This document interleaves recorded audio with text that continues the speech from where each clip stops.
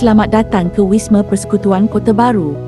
Bangunan ini siap dibina pada tahun 1975 dan mula diduduki pada tahun 1979.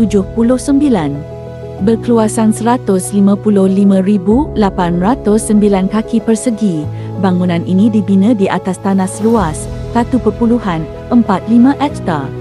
Bangunan ini menempatkan 18 jabatan kerajaan dengan bilangan kaki tangan sebanyak 718 orang. Wisma Persekutuan mempunyai kemudahan fasiliti seperti parkir kereta, motosikal, kemudahan OKU dan kantin. Bermula 1 April tahun 2021, Wisma Persekutuan Kota Baru telah diuruskan oleh Syarikat Building Lindungan Sendirian Berhad dengan kapasiti tenaga kerja teknikal seramai 9 orang yang diketuai oleh seorang pengurus fasiliti bertauliah. Wisma Persekutuan Kota Baru mempunyai perpasangan MSB dengan voltan 415 volt dan dipantau oleh penjaga jentera elektrik bertaraf airfall. Bangunan ini menggunakan sistem penghawa dingin berpusat dikuasai oleh 3 unit chiller dengan kapasiti 300 tan.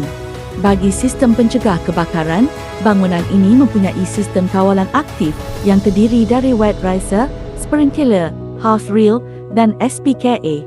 Bagi sistem bekalan air, bangunan ini menggunakan 2 unit tangki berkapasiti 12,000 galen. Building Lindungan telah melantik syarikat Walid Security Sendirian Berhad sebagai syarikat perkhidmatan kawalan keselamatan bagi menjalankan kerja-kerja rondaan, kawalan keluar masuk orang awam dan kawalan keselamatan di dalam bangunan dengan kekuatan 22 anggota yang bertugas melalui 3 shift. Building Lindungan juga telah melantik Lin Air FZ Enterprise bagi menjalankan kerja-kerja pembersihan, pengurusan sisa pekejal dan lanskap di bangunan. Antara kemudahan lain yang terdapat di bangunan adalah seperti ruang menunggu, tandas lelaki dan perempuan serta tandas OKU, surau dan bilik mesyuarat guna sama. Untuk memastikan keselamatan dan keselesaan penghuni, Wisma Persekutuan telah menggantikan 4 unit lift melalui projek naik taraf yang telah diluluskan pada tahun 2025.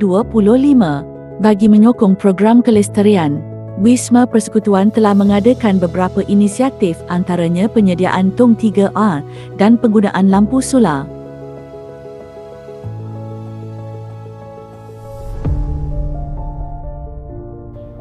Assalamualaikum warahmatullahi taala wabarakatuh dan salam sejahtera.